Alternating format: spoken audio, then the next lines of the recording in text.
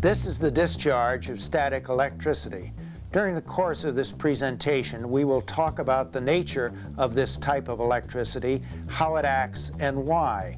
We will also be demonstrating the Van de Graaff generator and some of its accessories. When two different materials in contact are separated, a transfer of free electrons from one. The result is that one becomes charged negatively and one becomes charged positively.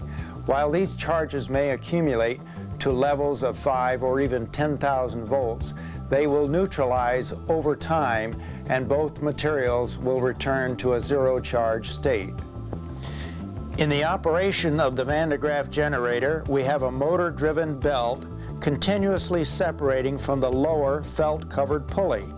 We have two dissimilar materials being pulled apart, and a negative charge does indeed appear on the belt. Because the belt is a good insulator, the charge is immobile and is carried to the upper pulley. Here again we have a change of materials, but in this case the charge is transferred to the pulley instead of remaining on the belt. As more charge continues to arrive, the voltage surface of the upper pulley electrons are able to cross the gap to the electrode brush. Once they have made that jump, they are free to flow out to the surface of the dome. Remember that like charges repel, and the locale of greatest spacing will always be on the outside surface of the conductor. In time, the charges on the dome will build up to a point where electrons will begin to escape by ionizing the surrounding air or even form an arc to a nearby ground point. But in any case, a point of equilibrium will be reached and the voltage level at the dome will no longer increase.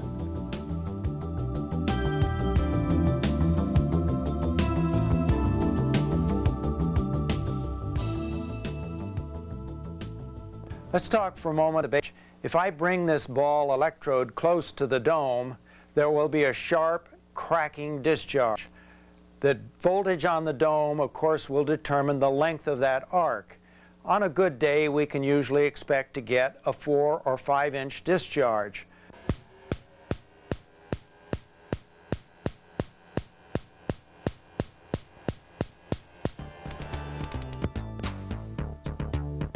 If we repeat this demonstration using the large 10-inch discharge electrode, we will get somewhat similar results, except that the arc will be shorter but more intense.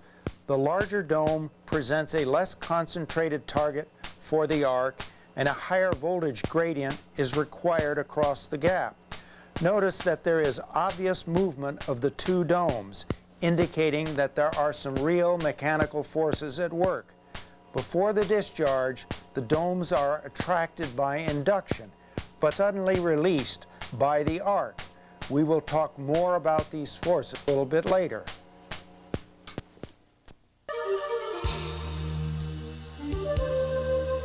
Now let's go to the other extreme and approach the dome with something very small. I have in my hand my pocket knife with the blade open, and you'll notice that when I approach with a pointed knife, that I don't get an arc discharge. The explanation is really quite simple. The sharp point of the knife provides a very low resistance path for the electrons to escape to ground. But note, the dome really is up to potential. If I bring the ball electrode back, we do have our arc discharge as we had before.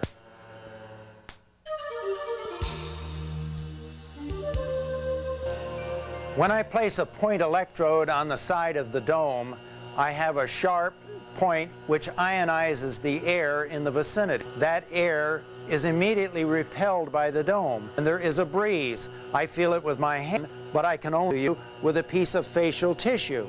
You can see that the air is blowing and blowing the tissue away from the dome.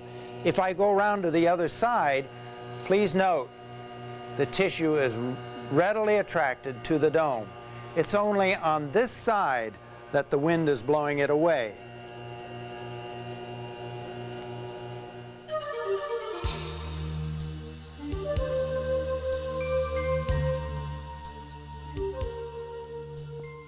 A near relative of the point terminal is the electric whirl. This is simply a three-armed device with sharpened points on a pivot that will turn easily.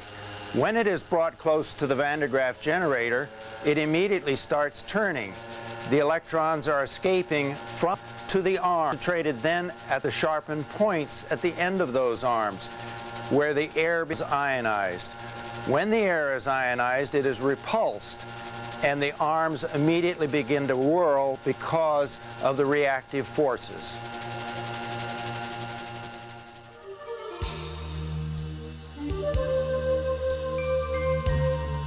This is the electric plume. It's simply a collection of ribbons attached to a suction cup and mounted on the top of the dome, as you can see.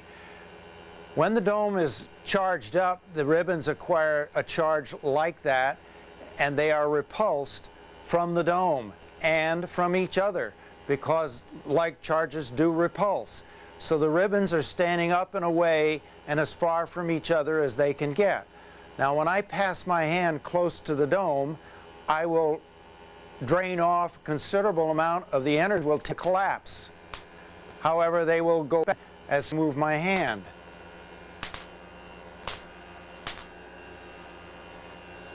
If I bring the grounded electrode close to the dome, it drains off the charge so fast that they all collapse.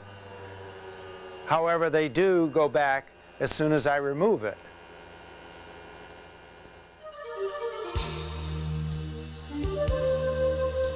This device is called the hollow cylinder because that's exactly what it is. It's a hollow metal tube. On the outside we have two pith balls which are tethered by lightweight thread, and on the inside we have two more pith balls also tethered by threads. When I charge this device from the Van de Graaff generator, you will notice that the pith balls on the outside are going to be repelled. They become charged and are repelled of the cylinder. The pith balls on the inside are total. A really neat way to charge this device is to use the small discharge electrode, and I'm going now to turn the Van de Graaff on. Merely touch the discharge electrode to the dome, and then I'm going to turn the Van de Graaff off. Now I'm going to use this as a proof plane to charge the small hollow cylinder. And you can see that the outside pith balls immediately stand out just as predicted. The inner pith balls are totally unaffected, and this shows that the charge is always on the outside surface.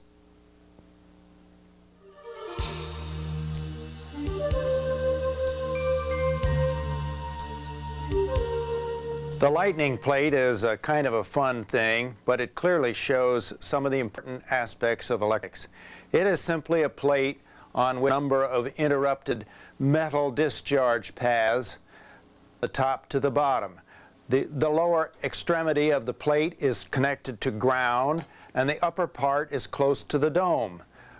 When the dome is in operation, the voltage will travel from the dome to the top of this post and down through the plate, and the sparks will jump across these individual gaps. What is actually happening is that the voltage builds up on the first track until the potential is great enough to jump across and on down to the bottom of the plate. You will notice that there is a random jumping around of the sparks, but at all times they will follow the shortest path from the top to the bottom.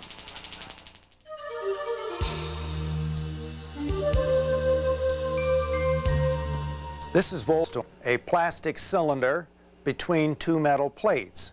I have placed inside some vermiculite. When I bring this near the dome, the particles are going to be attracted to the upper plate. Then they will be charged and will violently be repulsed and fall back to the lower plate, where they will lose their charge. Since I am holding the unit and I am grounded through this wire, the charge will be lost when the particles reach the bottom plate, and they will then be available for attraction to the upper plate.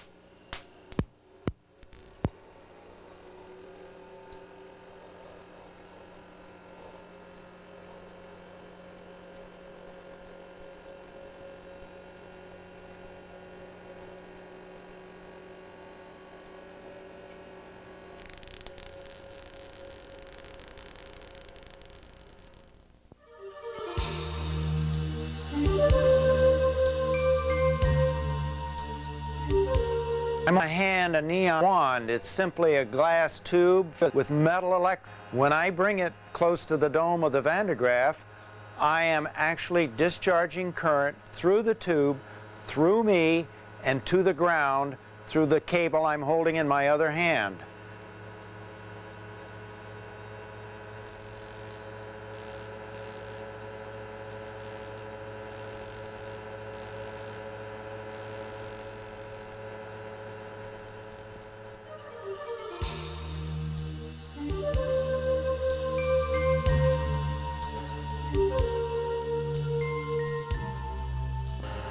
I have now replaced the neon wand with an ordinary 2-foot fluorescent tube.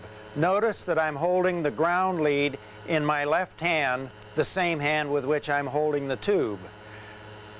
The discharge is completely through the tube and then through my cable.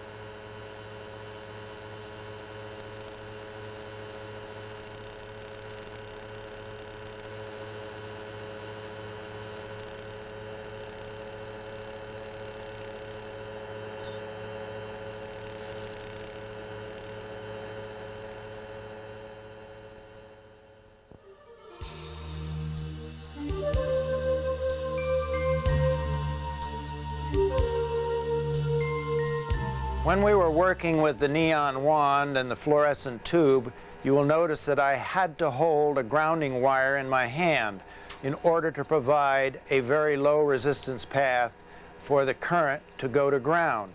Now I'm going to show you a couple of gadgets where this is not necessary. The first of these is the silver snake. This is simply a metallized ribbon on the end of an insulator. It is first attracted by induction, and as soon as it touches the dome, it becomes charged and is violently repulsed. But since it's sharpened to a point at its end, it loses its charge very quickly and becomes attracted again. So it just sits there and goes back and forth, as you see.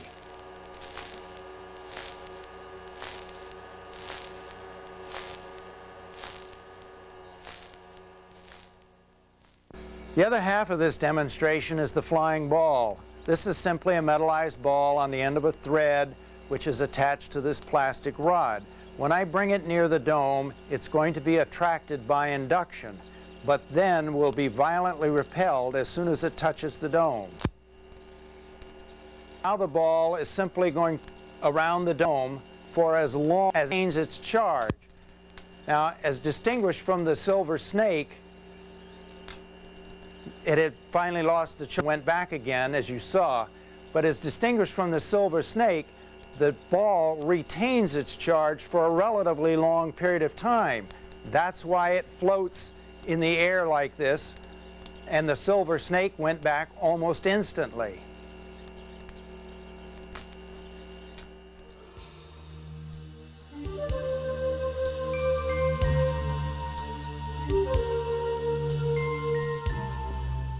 The last demonstration we're going to attempt is one of the most requested of all. We're going to try to make a person's hair stand on end. If a person can be raised to the same voltage potential as the dome of the Van de Graaff, then their hair will act just that you saw on the electric plume. However, it is necessary that the person be insulated from ground. So the first step is to have them stand on something substantial like a plastic milk crate. Then place their hand on the dome and then turn the machine on. Slowly the charge will build up and their hair will begin to stand on end. It is important, though, that you pick a subject that's suitable for this demonstration. Long hair is difficult unless it's very fine and very clean. Curly hair is almost impossible to disentangle, so it doesn't work too well.